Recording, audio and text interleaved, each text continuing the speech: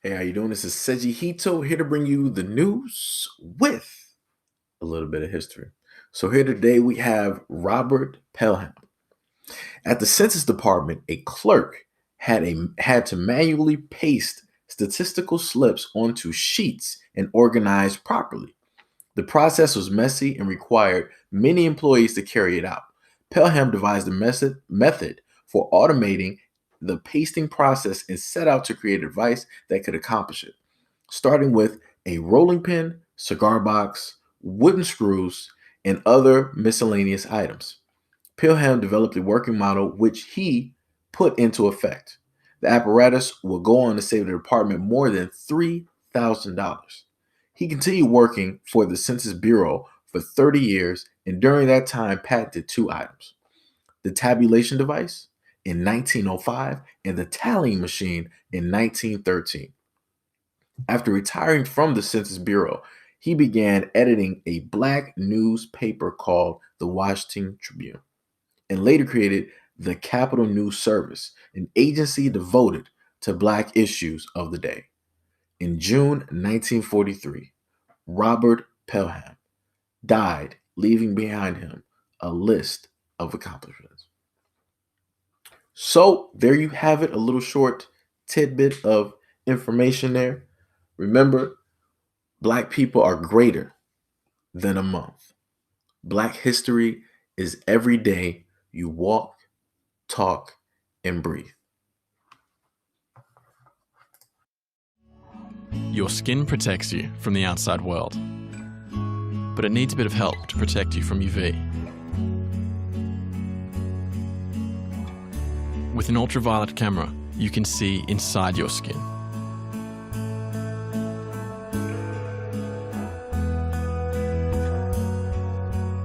You can see when skin has been protected and when it hasn't been.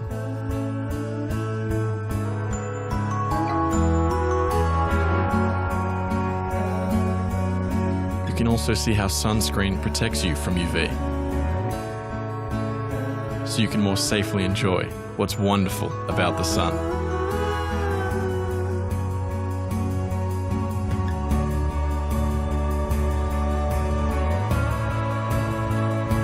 So, take care out there.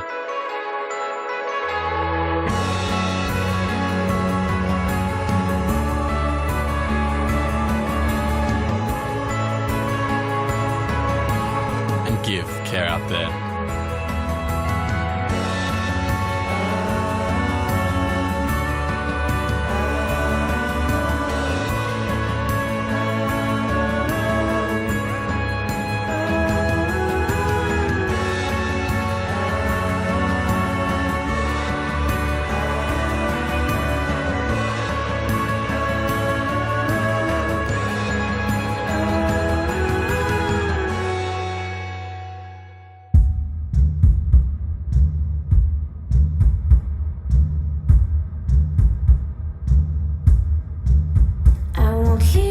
To any expectations, what you see is what you get.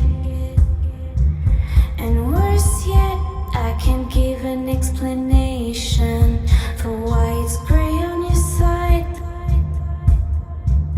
And better yet, I'll give you an indication for why you're feeling deprived. We'll never let lack of an imagination keep us locked up inside, even when the sun has died. Somehow in the city, it's summer in the city. Somehow in the city, it's summer in the city.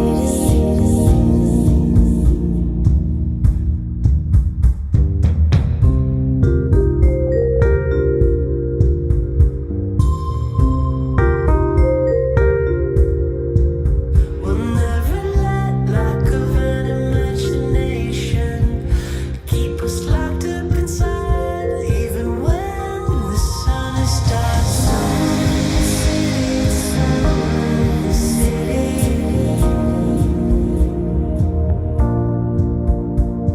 Summer in the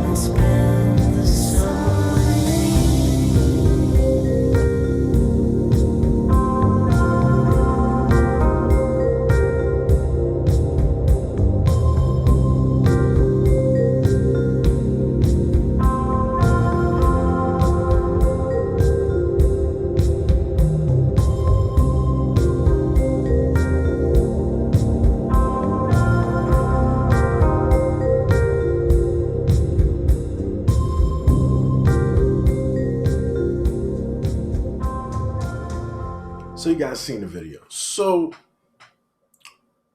the sun sees them differently than how it sees us. And if you note in the video, you'll see them put on what appears to be, sunblock and cream, which it is. And to normal eyesight, it appears white. But under a different lens, it's black. Now notice when they showed the black girl, you didn't see an issue with her skin at all. The sun already knew what it is. When it showed Caucasian European people, that's when things got interesting. A lot of the people there, they were in shock. One woman looked like she wanted to jump out of her skin. She was like, oh my God. She had that face. See, I understand the hate. The hate is due to jealousy, it's due to envy. Somebody once told me that you only hate those who or which you love the most. And it seems that Caucasian people, out of all of the races on the planet, the strongest hate, the utmost, comes from you. Now, some people are going to say, like, oh, well, you got this black on black crime and you got blacks hating other blacks.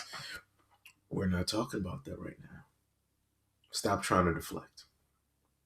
We're talking about you and all of the laws, all of the rules and the regulations, that's happened. We've gone through, slavery, we've had segregation, we've had Reconstruction, we've had, Jim Crow, Black Code, things such as the Mann Act. We've had a variety of things that were specific. Oh, the war on drugs and things of that nature. We've had a lot of things set in place just solely to attack black people. No other race out there. We've solely had people tell us, oh, you guys need to forget about slavery.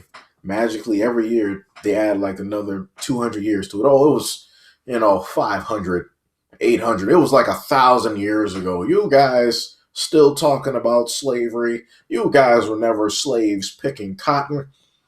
The funny thing is, you guys say that hunting, intelligence, wisdom, a lot of these things are within your DNA, which makes you a superior race. So if these things are embedded in your DNA, what's to stop black people from thinking the same thing, right? So if a lot of the things that we've experienced from our ancestors are encoded in our DNA, such as fear, hatred, things that weren't necessarily a part of us. What's to stop the traumatization of slavery and everything else that took place because and during that time to be encoded in us? Just a thought. Just saying. Because the amazing thing about a lot of these slave films and things that they put out, they don't show the nitty gritty. They don't show, let's say, Christopher Columbus killing over 200,000 Haitians. They don't show Christopher Columbus or any of these conquistadors giving small children, women and boys to their workers. They don't show all of these Europeans putting black people or the indigenous people in the ground, filling them to neck level, whole bodies, just you know, completely filled. It looks like the heads on Easter Island, and kicking them off like a football. They don't show you the Europeans hanging a black woman, then watching as the fetus is trying to scramble, getting what, and then after that, they would cut the pregnant woman's stomach open. Watch as the fetus hits the ground. Then they proceed to stomp the fetus. Why don't, if they were really about it and really showing the truth, they would show Caucasian people in a public hanging, watching several black men hang from a tree. And then after those black men are dead, hanging from that same tree, they proceed to have a picnic under that tree, aka pick a nigga. Now, as I said before, I'm going to say it again. The things that people do, you send energy out into the universe. Some of your people understand this. So, in order to kind of sway the scales, they do something decent. Just enough. But what you don't understand is all of that energy that you put up there, it's not destroyed, but it is transferred. And it's going to come right back down to you. Like, you ever seen Goku, Dragon Ball Z, hold his hands up, call forth a spirit bomb? Yep, that's what the hell is coming for you. And it's not by our doing. Because think about all of the rapes, all of the murders, all of the sodomy, all of the child sex slavery that you've done. Think about all the people that you killed. Not even just black people. Well, we're going to just put the main ones up there. Like I said before, you got Leopold of Belgium, came down from the Congo, killed 15 million Congolese. So, a lot of people want to harp and look at certain things, and they want to sit up there and say, well, our thing is greater than yours. I can't name you anybody else at this moment that has done that much damage like that. But as I said, everything that you've done is going to come right back down to you. And there's going to be a lot of collateral damage, because you're going to have a lot of the people that go, oh, well, I'm a good European, good Caucasian. Well, because of what your ancestors did, because of all of that negative energy they put out there in the universe, it's not going to stay up there forever. What goes up will come back down, and it's going to hit hard. Just to make you understand. And let me put something else into effect for you guys. The thing that I keep saying, my belief system of those, well, these are not exactly my words, but I believe solely in these words of those who put people into slavery shall then themselves go into slavery. The funny thing about that is, I'm not looking at it as we're going to be the ones doing it. It's not going to be us. We're not the ones trying to prime everybody by showing you what's happening here. Because let me let you guys in on something here. They're priming everybody mentally so that once they get set to put out the actual camps, and he started trying to corral and get everybody in. Like that Walmart thing you saw going on, but we literally have camps within the US. That's not even a tip of the iceberg. That's the clouds. That's the condensation around that iceberg. You didn't even get to the ice yet. You're still in the air. The empty buildings that they've built up over the years, that's fenced up, blacked out windows. They don't have any types of names to them, but they're brand new buildings. They're for you. Those caskets that were there since before Katrina hit, they're for you. As I said before, we're not going to be the ones to throw your ass into slavery. It's going to be people that look just like you. And they're going to deem you unworthy because you don't fit the status quo. See, whether you know it or not, they've been working their asses off from having a poor, middle to rich to now poor, rich. Like I said before, do whatever research you need to sit up there and do. Go look up the Georgia Stone. Go look it up. It's a very, very, very real thing. Somebody built it. Somebody spent a lot of money putting it up there. It states that the world population should be no more than 500 million. We damn near got 7 billion people on this planet. So the greatest question to you is, how do you think that they're going to get the population down to 500 million?